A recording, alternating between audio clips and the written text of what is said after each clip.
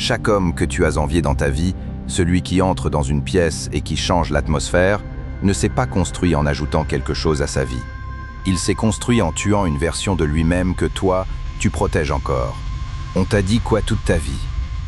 Fixe des objectifs, crée des habitudes, sois régulier, et un jour tu deviendras l'homme que tu es censé être.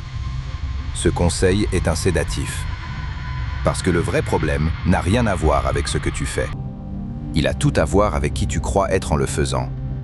Si tu regardes cette vidéo jusqu'au bout, tu vas comprendre pourquoi, malgré tous tes efforts, tu restes exactement le même.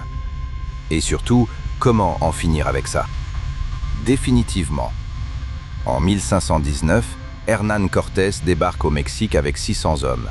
Face à lui, un empire de millions. Ses officiers veulent faire demi-tour. Cortés fait brûler tous les navires. Le retour devient physiquement impossible. Ce n'est pas de la folie, c'est de la stratégie. Tant qu'une porte de sortie existe, ton cerveau s'y accroche. Tu ne peux pas devenir un homme nouveau en gardant l'ancien sous perfusion. La transformation n'est pas une accumulation. C'est une amputation. Regarde ta vie. Tu essaies de rajouter de la discipline, de la confiance, une routine matinale, un abonnement à la salle. Mais c'est comme empiler des meubles neufs dans une maison en feu. Le feu, c'est pas un manque de ressources. Le feu, c'est l'ancienne version de toi que tu refuses de cramer. Tu réponds encore aux messages de gens qui te vident par peur du conflit. Tu scrolles TikTok pendant 2 heures après minuit parce que t'évites quelque chose de réel. Tu dis des demi-vérités au travail parce que la vérité entière demanderait de la défendre. Ce sont pas des mauvais jours. C'est ton système d'exploitation. Et tant que tu n'auras pas désinstallé ce système, chaque mise à jour échouera. En 358 avant Jésus-Christ, un jeune homme nommé Démosthène vivait à Athènes. Il bégayait, sa voix tremblait. Personne ne le prenait au sérieux. Alors il s'est rasé la moitié de la tête. Pour être trop humilié de sortir de chez lui, il s'est enfermé dans un sous-sol, des cailloux dans la bouche, et il hurlait face aux vagues. Il n'a pas amélioré son ancienne version. Il l'a rendue impossible à habiter.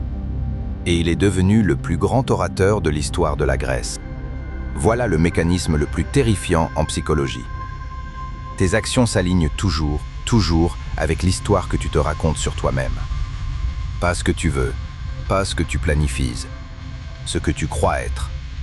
Si tu crois que tu es mauvais avec l'argent, tu saboteras chaque opportunité financière qui menace cette croyance. Les dépenses impulsives sur Amazon à minuit. Le McDo 3 fois par semaine alors que t'as plus rien le 20 du mois. Les abonnements que tu oublies d'annuler. Ça te semble naturel, mais c'est ton identité qui pilote. Si tu crois que t'es pas le genre de mec en forme, ton cerveau fabriquera des excuses parfaitement logiques pour sécher la salle. Il pleut, t'as mal dormi. Tu iras demain. Demain, c'est toujours demain. Abraham Maslow a étudié ce phénomène. Il l'a appelé le complexe de Jonas. Les humains ne craignent pas seulement l'échec. Ils craignent le succès. Ils craignent la responsabilité, la visibilité et le départ permanent de la médiocrité confortable. Tu n'as pas peur de devenir cet homme. Tu as peur de ce qui se passe une fois que tu l'es devenu. Parce que les excuses disparaissent. Le filet de sécurité se désintègre. Et tu te retrouves seul face à une vie qui exige un niveau de performance que tu n'as jamais atteint. Ryan Holiday l'a écrit. L'ego n'est pas la confiance. L'ego, c'est l'attachement à une identité que tu as dépassée. T'as un pote qui raconte encore ses années fac. Ses soirées, ses matchs, ça fait 15 ans. Il est enchaîné à un concept de lui-même qui a expiré. Et toi, c'est quoi ton histoire périmée que tu racontes encore? Je suis comme ça. J'ai toujours été comme ça. C'est dans ma nature. Ces phrases sont des menottes. Et tu les portes volontairement. Arrête de dire « j'essaie de me remettre en forme ». Commence à dire « je ne manque pas d'entraînement ». Pas parce que c'est déjà vrai, mais parce que le langage recable l'identité. Et le comportement suit l'étiquette. Il y a un prix à payer. Et l'univers ne l'accepte pas en plusieurs fois. Il le prend intégralement. À l'avance, dans une monnaie que la plupart des hommes ne sont pas prêts à dépenser. La perte. Tu vas perdre la sympathie qui venait de ta faiblesse, le traitement de faveur, les attentes basses qui te protégeaient secrètement du vrai combat. Et tu vas perdre des amis, pas parce qu'ils sont méchants, parce que ton évolution leur sert de miroir. Elle leur renvoie leur propre stagnation. Ils ne détestent pas qui tu deviens. Ils détestent ce que ta transformation dit de leur propre refus d'essayer. Theodore Roosevelt est né enfant fragile et asthmatique. Le genre de gamin qu'on met au fond de la classe. Il a déclaré une guerre privée contre sa propre constitution. Il a perdu la sympathie. Il a perdu le traitement doux. Mais il est devenu président des États-Unis.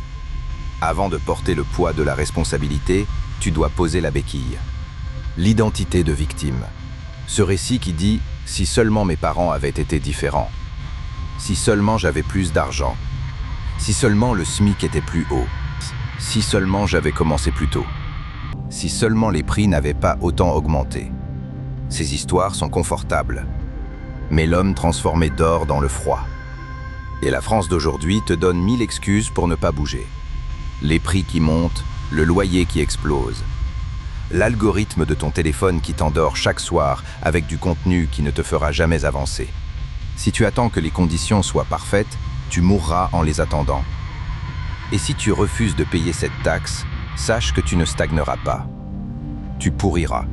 Un homme qui connaît son potentiel et qui choisit le confort à la place ne reste pas neutre. Il pourrit de l'intérieur. Chaque jour que tu repousses le prix, l'intérêt se compose.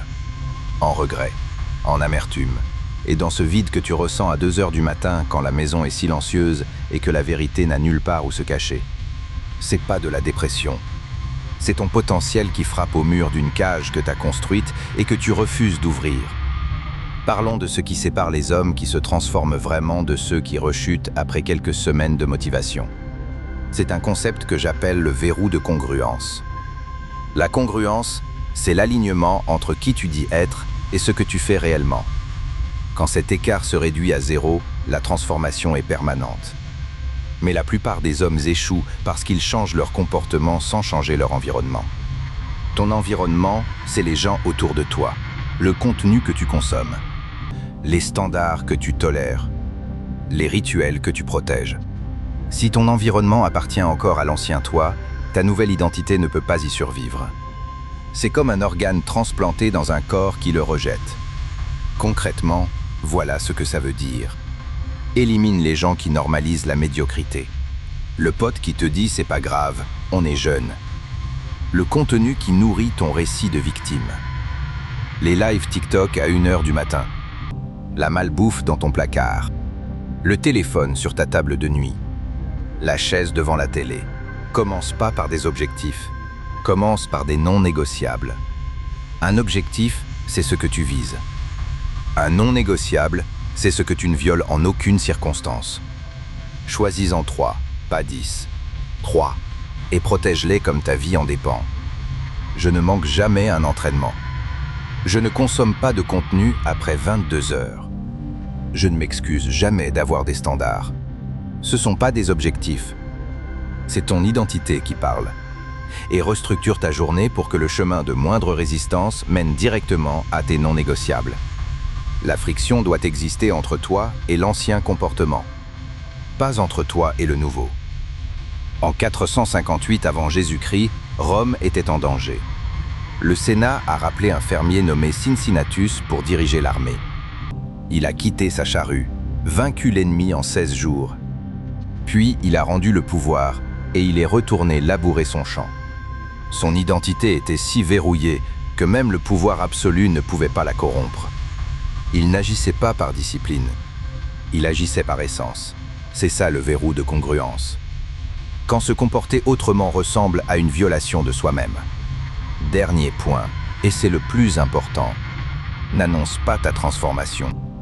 Le jour où tu postes sur les réseaux que tu vas changer de vie, ton cerveau reçoit une dose de dopamine, l'approbation sociale, les likes, les commentaires, et cette dopamine remplace le travail réel. Tu obtiens la récompense du changement sans l'effort de le devenir. L'homme transformé ne s'annonce pas. Il arrive. Et quand les gens le remarquent, la transformation n'est plus un projet. C'est un fait. inscrit dans sa posture. Ses décisions, son refus de s'expliquer. L'homme que tu veux devenir n'est pas un étranger. Il existe déjà en toi. Il se manifeste dans ces moments où tu agis sans hésiter, où tu maintiens une limite que tu aurais normalement abandonnée, où tu dis la vérité difficile au lieu de la vérité confortable. C'est la version de toi qui apparaît quand tu arrêtes de t'excuser pour ta propre existence. La distance entre qui tu es et qui tu pourrais devenir ne se mesure pas en habitude. Elle se mesure en funérailles. Combien de versions de toi-même es-tu prêt à enterrer sans regarder en arrière? Si t'en refuses une seule, tu ne veux pas la transformation. Tu veux la décoration. L'homme que tu veux devenir n'est pas une destination. C'est une décision, prise chaque matin avant que personne ne regarde. Et chaque soir quand personne ne saurait si tu abandonnais. La seule question, c'est combien de temps tu vas le faire attendre. Si tu es nouveau ici, abonne-toi à l'Esprit Noir. On se retrouve dans la prochaine vidéo.